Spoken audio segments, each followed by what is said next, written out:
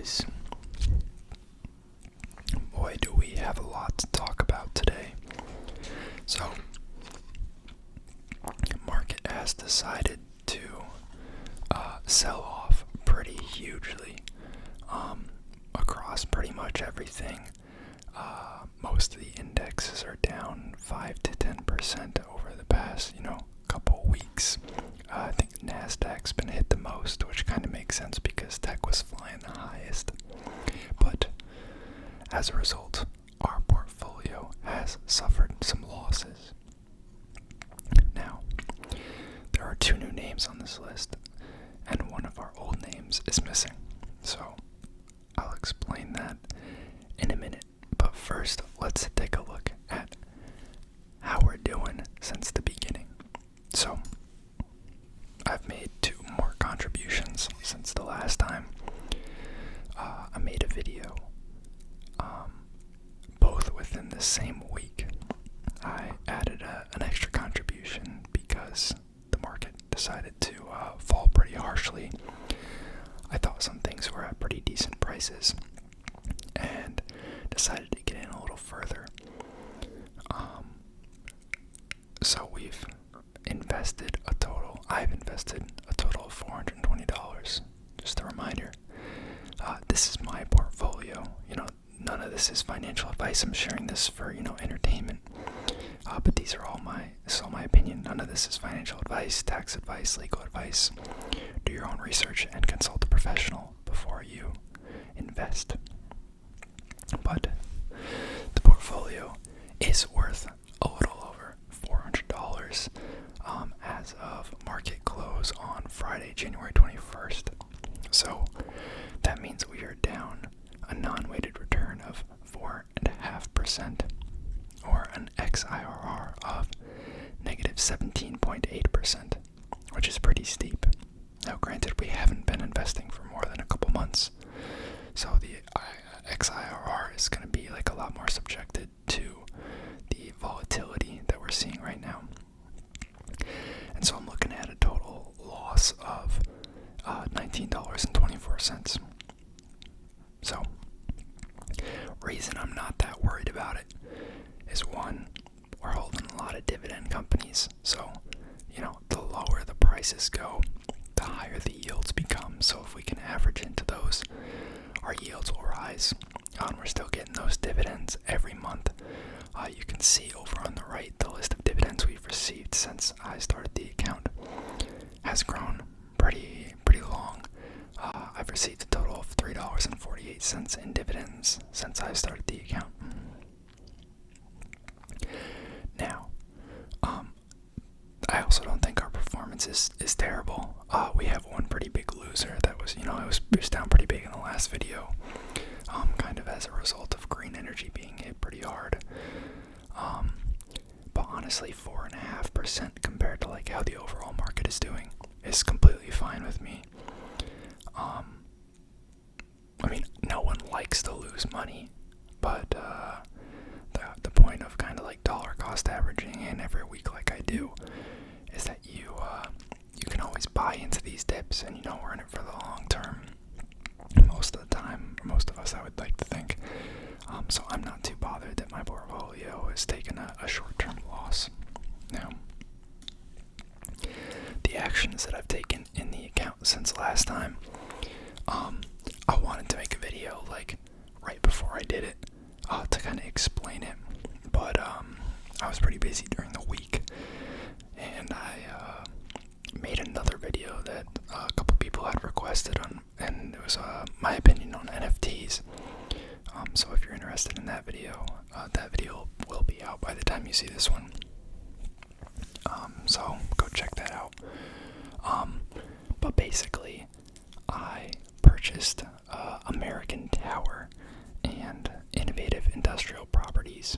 Now, both of these are names that I've held before in other accounts. I'll kind of describe where I'm at in my other accounts on those 2 individually when we look at the price charts. But basically, those got to prices that I liked. The yields were pretty decent, and I liked the future those companies a lot, which I'll definitely talk about more because I want you guys to know kind of like why I chose to go with those two. Now, obviously, I told you I contributed twice this week, but I wanted a little more ammunition.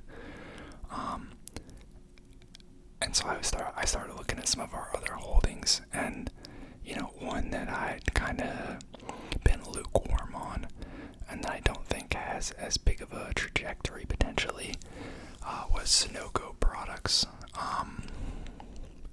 It had a decent yield, but I'm thinking I may have, just like when I compare the growth products of like disposable packaging, yeah, like e-commerce is growing, and it's like a relatively resilient consumer products industry. I just don't like the growth drivers as much.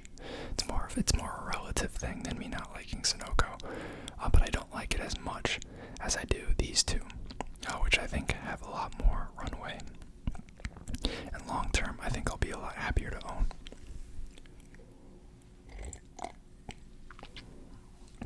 So, I sold that, and then I proceeded to pick up and start positions in American Tower, Innovative Industrial Properties, and I also bought the dip on some of our holdings, especially the ones that were more beat up. You can see we're up to $40 allocations in Maine, American Tower, Community Healthcare, Toronto Realty, Camden Property Trust, and Agree Realty, and we're actually up to like $48 in Hidden Armstrong, because that's been hit pretty hard. Sitting at a 28% loss in that one. Now that's kind of been dragged along with the green energy. If you guys remember, it was up probably 15% in the weeks following our first purchase.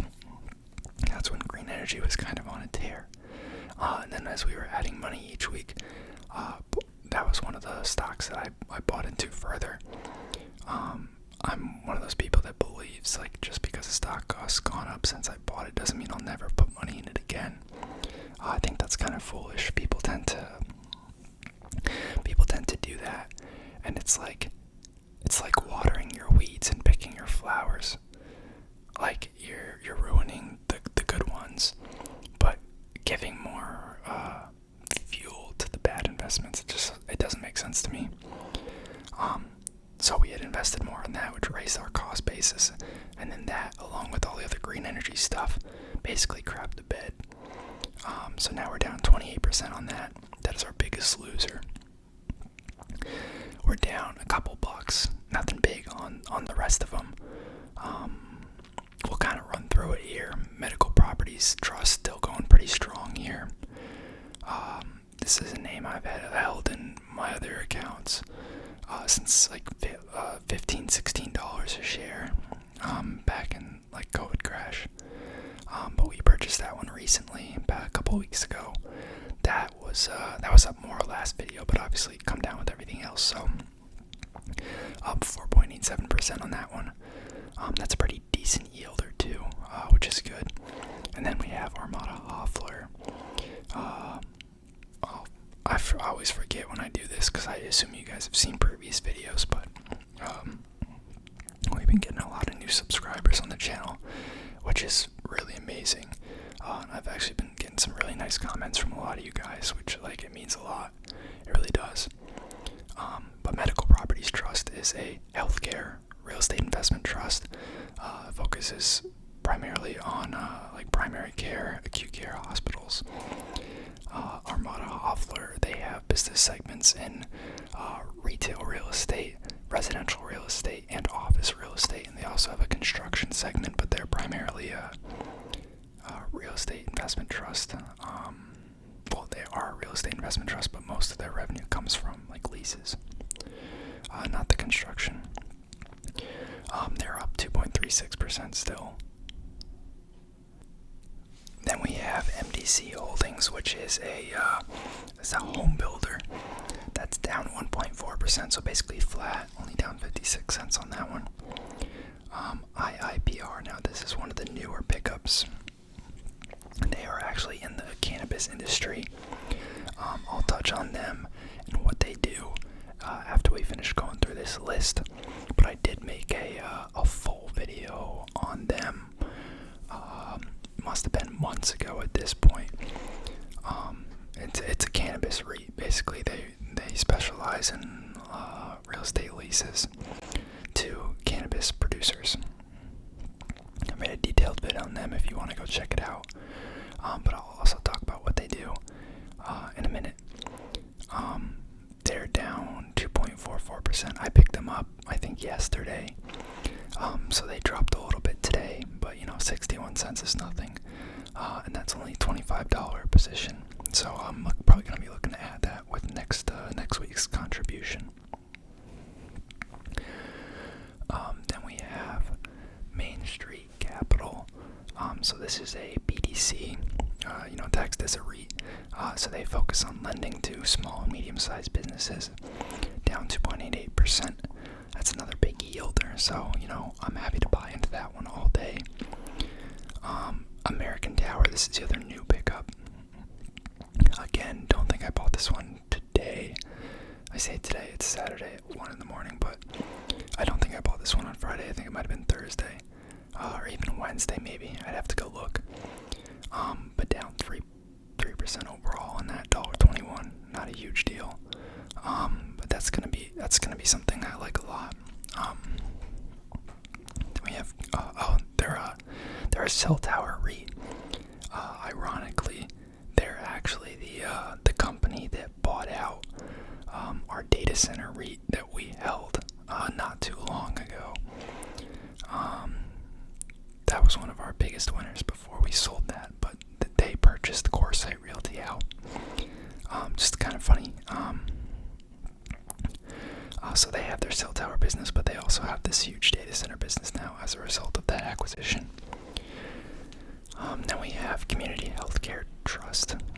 So this is going to be another healthcare REIT, but this one's a little more diversified in terms of like the types of businesses they operate. They do assisted living. They also do like acute care, behavioral care. I think I said long-term care. They're down 4.75%. It's not, you don't love to see it. All these bottom ones, like, you don't love to see those losses, but, at the end of the day, it's not huge dollar amounts. I think the percents get a little more daunting than they actually are. But that's something you could easily buy into, and, I have no doubt about that, like, sector being around in 20, 30 years and doing really well with, the aging population that we see now. Then we have Torrento Realty, which is a fulfillment center REIT. This was talked about in the last video. If you want to see like a rundown on what they do, why I like them, check out the last Dividend video. They're down 5.71%. It's kind of just because of the market crash. Nothing inherently bad about that new pickup, in my opinion. CPT. This is an apartment REIT. More in the Sunbelt region. I really like it. Just kind of picked it up at a bad time. Same with Torrento Realty, kind of right before this huge pullback. So that's down 7.7% now. Then we got Agree Realty, retail real estate. Not as many of the big names, kind of like the mid-tier, like Bass Pro Shop, Chili's type real estate. They don't have the Chipotle's and the big names like an O Realty might have, like Walmart, that type of stuff. Agree Realty has a lot of like cell phone providers, Home Depots, maybe some IKEAs, a lot of auto part shops and like auto body shops, oil change places. Actually pretty diverse portfolio. We looked at that one a while back. They're down about 9%. That could also be due kind of to like the recent like surges in COVID that we've seen because they're a retail REIT, storefronts, aren't seeing the same traffic, both because of legislation and also just like people being fearful.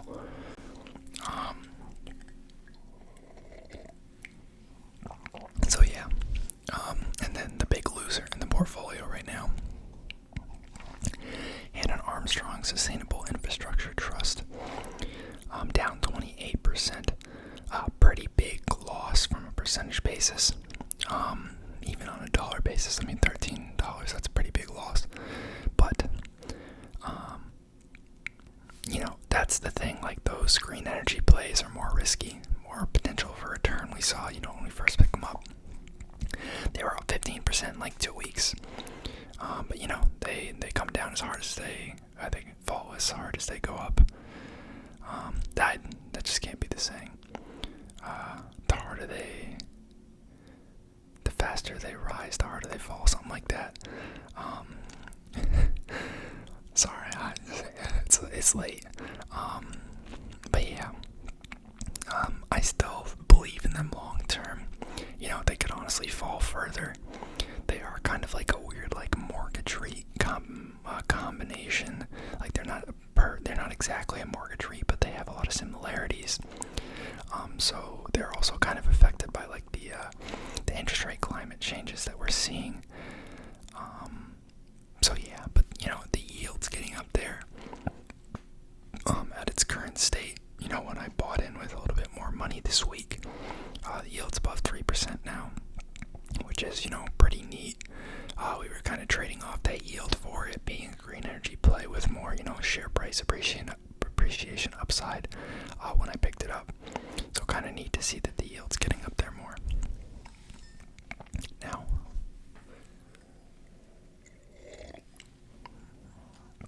let me talk about these two pickups. So, not going to spend as much time on either of these because I have talked about them both in previous videos. Granted, they weren't like dividend portfolio videos, but if you guys are interested, IIPR has its own video, and then AMT, I've mentioned that in a couple of my just like portfolio overview videos that I did before I started this series. So IIPR is a real estate company, and they lend specifically to cannabis operators. Now, because cannabis is still not federally legalized, it is in a lot of states, but because it's not federally legalized, there's still a lot of regulatory hurdles and risk associated with these kind of operators. So a lot of, traditional real estate companies like Realty and, these other companies won't touch them with a 10-foot pole for now. Which means, as a result, the companies that are willing to deal with them and, take that added risk can get much better terms. They can charge more than a traditional retail client because the tenants have, less power, less companies to choose from that'll actually work with them.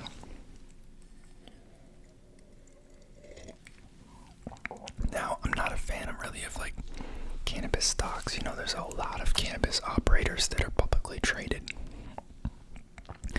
I have owned the occasional one here or there over the past 2-3 years, but just not really things that I enjoy because I feel like it's more like I don't know if it's the right word, but it's like more of a commodity business. It's hard to differentiate to a certain degree, like between the different companies. Like it's, if you have good product, you have good product. And it's also kind of location dependent. A lot of them only operate in like 1 or 2 states because they're so relatively small. So there's a lot of geographical risk, especially with the new, regulatory hurdles that are coming out. But forward price to funds from operation ratio of 31, not bad, especially for something like this that you can see a lot more share price appreciation on. So I'd have to go back and look at the video I made initially. I think I made it around this time because I picked up my shares around 190, and I rode it all the way up to like 240, 250, I think, like here, maybe even 260, like this area here. And then I sold all of them because I thought it was getting too high, because I mean that was like a 30, maybe even 40% run up in like 3 months since I had first purchased it. And I just felt it was kind of getting elevated, so I sold. I definitely missed some upside. You can can see it ran all the way up to like 286 here, which is pretty impressive. But couldn't sustain it. And so we've seen this drop all the way back down to the 190 area again, which is where I originally got in. So I'm once again interested in this time. I think it will be an interesting pick for this account. Definitely riskier, but I think the upside is there, especially with this being a smaller REIT. Granted, like, cannabis is relatively, I don't want to say mature, because there's a lot of growth potentially ahead based on like legalization in different states and just more adoption. But I think we could see this market cap grow as kind of the TAM, total addressable market of the cannabis operators grows as well. Over 3% yield, which is nice. Biggest concerns with this one is that as we see more regulatory like clarification, perhaps even federal legislation that legalizes it at some point, we'll see a lot of other operators come in and offer more affordable rates to these cannabis operators once they've been essentially de-risked. And so, therefore, IIPR's edge is going to disappear in a lot of those areas where that happens. But I think we're a little ways out from that. I don't think that's something we really have to worry about a crazy amount right now. I think at least for right now, it's in a pretty good spot to grow.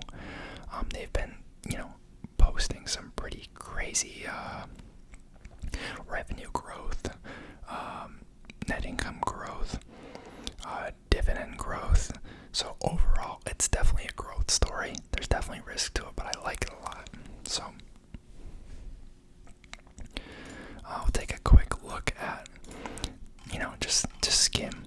I go into more detail on this stuff in my other video, but you can see their revenue growing pretty exponentially. You can see most of these quarters initially triple-digit revenue growth consistently. Obviously that's not going to be sustained. It's starting to come down now, but we're still seeing, high double-digit growth, which is amazing. Obviously issuing new shares to fund this growth. You can see assets following a similar trajectory. They're making a lot of acquisitions. It is a much smaller company. You saw the revenue was in like the 150 million range rather than the billions, we typically see with some of these larger REITs. But, they're getting up there. Definitely still high double-digit growth margins. About 2.1 billion in assets, pretty low debt, not gonna lie. And most of that has been taken on kind of as a result coming out of COVID, it seems. That's a lot of cash on hand too. Wow, about 700 million. Pretty high margins if I remember correctly, yeah. Mid to high 50%, 50-60% margins on that net margins, which is glorious to see. I should actually reopen this because I wanted to show you their dividend growth. Look at that. 3-year compound average growth rate of 68% on their dividend. They're growing that puppy as fast as they're growing their revenue and their net income. 5-6 years ago it was 55 cents. Now it's $5.72. That is a growth story. Now, American Tower. Now, this is a freaking huge company. So, bending my rules a little bit here in terms of like not picking up the large boys, but I think this one is not a super mainstream blue chip stock, in my opinion.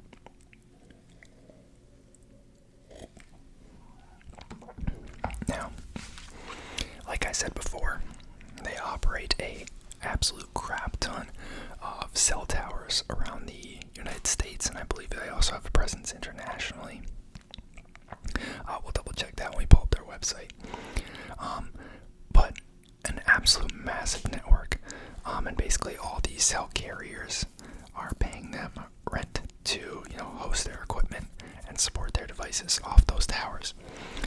And then with their new acquisition of CoreSite Realty, they now have a massive data center portfolio as well. So definitely like a tech infrastructure play. I do think it's going to be good for the 5G rush that's coming as well. I know it was delayed for a while, but I think they just got approval to open up a lot more 5G towers now that the Federal Aviation Administration, or whatever the acronym is, the FAA, has cleared, that the 5G signals are not going to interfere with like altimeters and other devices on aircrafts. So hopefully we can get some of that growth. Looking at a little over a 2% yield on this one. Price per funds from operation is definitely a lot lower than IIPR, because this is a more mature company. We're not going to see those 50-60% revenue growth annually like we were in IIPR. But this has been relatively flat over the past year. It was up at $300 range. Kind of came back down, and honestly, after they announced the CoreSite acquisition, it wasn't taken too well. It sold off like pretty hard. In my opinion, pretty unwarranted, because I think that was a pretty good acquisition. It was a lot of money, but I think it was a pretty good acquisition for the long term. I mean, obviously I own data center stocks, and that one in particular, so obviously I've thought highly of their future. Ran back up a little bit, but then sold off pretty hard. Now we're down at the 240 range. And I just think that is very cheap for what this provides. It's just a really stable business. If we end up, pursuing 5G as hard as everyone thinks we're going to, we're going to need a lot more towers, because my understanding is that the 5G towers have a much shorter range and need a much tighter mesh network to work in a similar way to 4G. And then on top of that, the data center plays, I think, will be another big growth driver potentially if they can manage that right. I don't think their dividend growth rate was crazy. Actually, I take that back. That's pretty good. 5-year compound average growth rate of 19% on the dividend. That's pretty solid.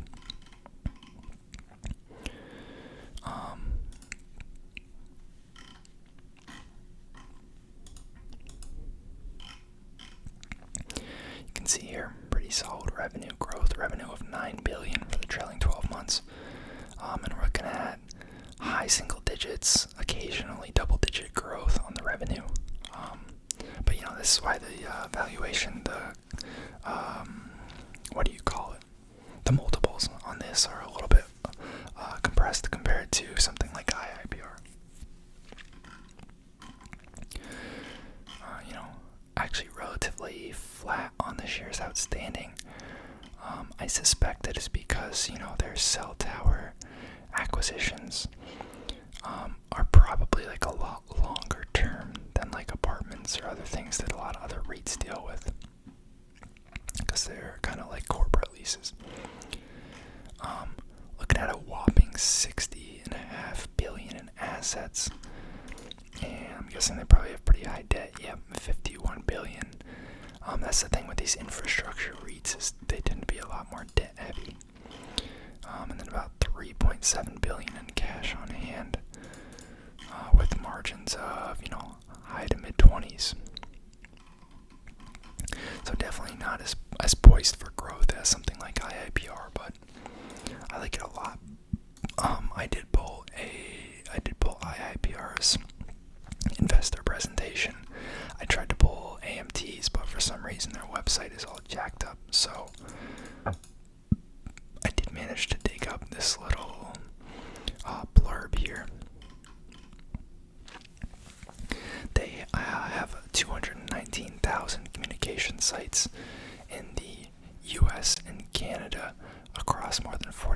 219,000 properties. I'm sorry, I read that completely wrong. 219,000 sites total. 43,000 in the U.S. and Canada, and 175,000 properties international. So they're actually very heavy on the international side. It's very interesting. So they lease space on wireless and broadcast towers, but they also provide customized solutions for distributed outdoor antenna systems, managed rooftop, and services that speed network deployment. And then, add on the data center operations that they've started. Headquartered in Boston, Massachusetts, and there's a whole list of states here that they operate. Countries here that they operate in. I'm not gonna read them all, but Argentina, Brazil, Canada, Chile, Colombia, Costa Rica, France, Germany, India, Mexico, Peru, Philippines, South Africa, Spain. Like, very diversified. Very neat to see. Yeah, and I'll pull up the IIPR presentation real quick.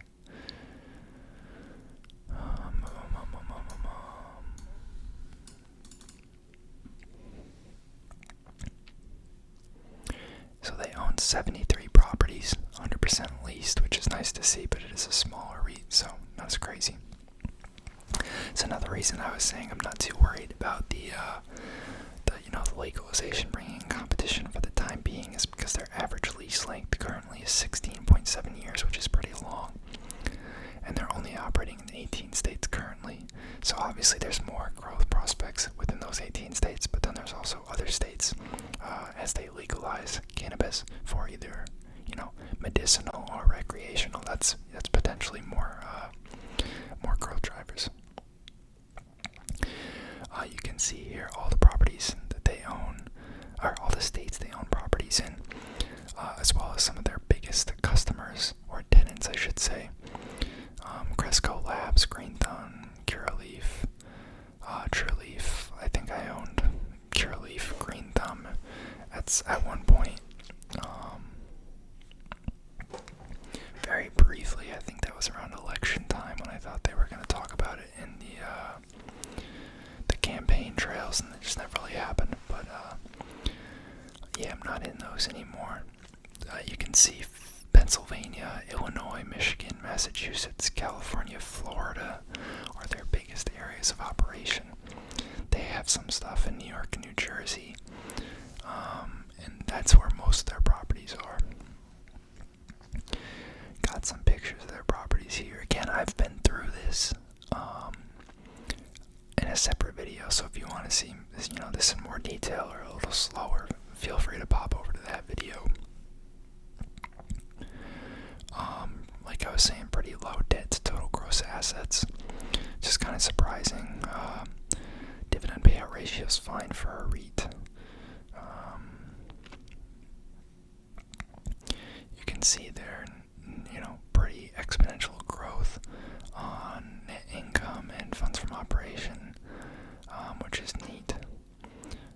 And their total returns has obviously, as a result, blown the S&P and the REIT index out of the water since its inception.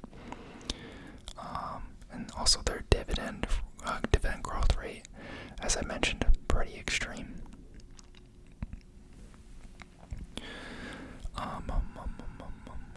36 states have legalized cannabis for medical use.